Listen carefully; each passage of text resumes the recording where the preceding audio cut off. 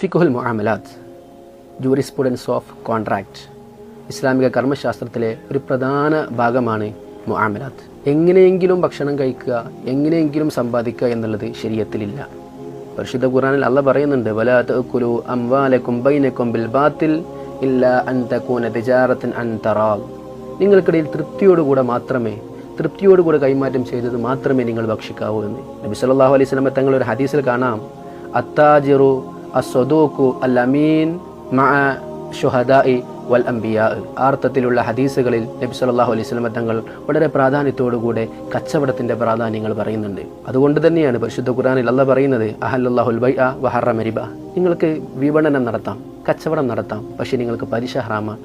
ഇതുപോലെ സാമ്പത്തിക മേഖലയിലുള്ള ഇടപാടുകളുടെ കർമ്മശാസ്ത്രം പരിശോധിക്കുന്നതിനാണ്, അവഗാഹത്തോടുകൂടെ പഠിക്കുന്നതിനാണ് ഫിഖുൽ മുആമലാത്ത് എന്ന് നാം പേരിട്ട് വിളിക്കുന്നത്.